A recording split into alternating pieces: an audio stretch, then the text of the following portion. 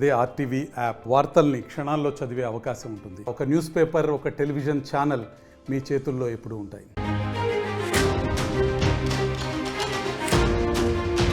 Breaking news. మహారాష్ట్రలో భారీ వర్షాలు కురుస్తున్నాయి. మహారాష్ట్రలో కురుస్తున్న భారీ వర్షాలతో చాలా చోట్ల జనజీవనం అస్తవ్యస్తంగా మారుతోంది. నాసిక్, పూణే, సాంగ్లీ, కొల్లాపూర్, థానే, లోనావాలా, మహాబలేశ్వర్లో భారీ వర్షాలు కురుస్తున్నాయి. నాసిక్లో గోదావరి ఉగ్రరూపం దాల్చి ప్రవహిస్తోంది. దీంతో గోదావరి నీటి మట్టం అంతకంతకు పెరుగుతోంది.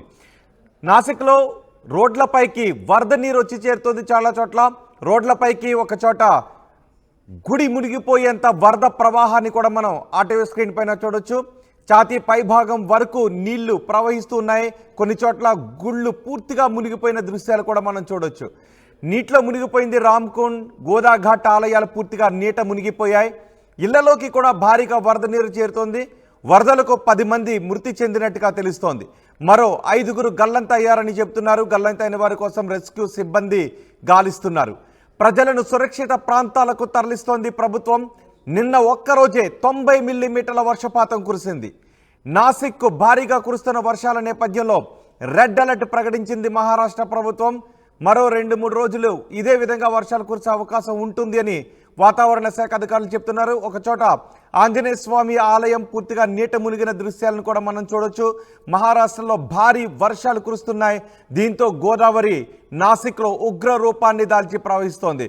మొన్నటి వరకు కూడా మహారాష్ట్రలో పూణే, ముంబైలో మాత్రమే వర్షాలు కురిశాయి.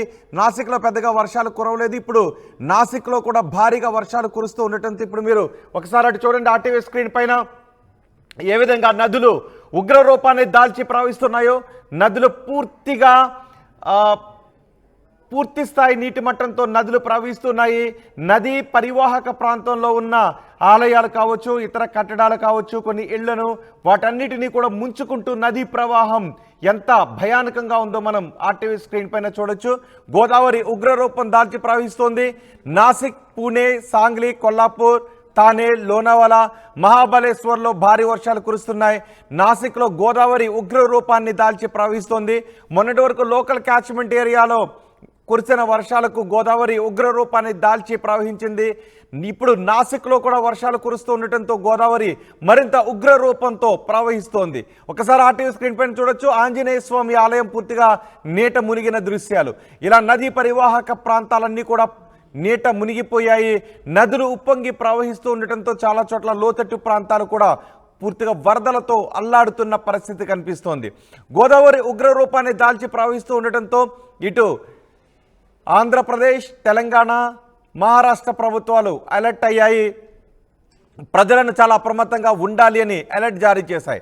నాసిక్లో గోదావరి ఉగ్ర రూపాన్ని దాల్చి ప్రవహిస్తోంది. కొన్ని చోట్ల రోడ్లపైకి వరద నీరు వచ్చేయడంతో ఛాతీ లోతు నీళ్లలో ప్రజలు బయటికి రావాల్సిన దుస్థితి ఏర్పడింది. వాళ్ళకి ఏ అవసరం ఉన్నా కూడా ఇళ్ల నుంచి బయటికి రావాలి అంటే ఛాతీ లోతు నీళ్లలోనే అక్కడ బయటికి రావాల్సిన పరిస్థితి ఉంది. దీంతో లోతట్టు ప్రాంతాల ప్రజలను మహారాష్ట్ర ప్రభుత్వం సురక్షిత ప్రాంతానికి తరలించింది. రామ్కుండ్, గోదాఘాట్లో ఆలయాలు పూర్తిగా నీట మునిగిపోయాయి. ఇళ్లలోకి వరద నీరు చేరడంతో ప్రజలు బిక్కుబిక్కుమంటూ గడుపుతున్నారు. ఈ భారీ వరదల కారణంగా 10 మంది మృతి చెందినట్టుగా చెప్తున్నారు. మరో 5గురు గల్లంతయ్యారు. ఆ నీటిలో 5గురు కొట్టుకుపోవడంతో గల్లంతైన వారి కోసం రెస్క్యూ బృందాలు గాలిస్తున్నాయి. ప్రజలను సురక్షిత ప్రాంతాలకు తరలిస్తున్నారు అధికారులు. అలాగే ప్రజలు కూడా స్వచ్ఛందంగా సురక్షిత ప్రాంతాలకు వెళ్ళాలి, లోతట్టు ప్రాంతాల ప్రజలు అని ప్రభుత్వం చెప్తుంది. నిన్న ఒక్కరోజే 90 మిల్లీమీటర్ల వర్షపాతం కురిసింది. దీంతో నాసిక్ రెడ్ అలర్ట్ జారీ చేసింది ఐఎండీ.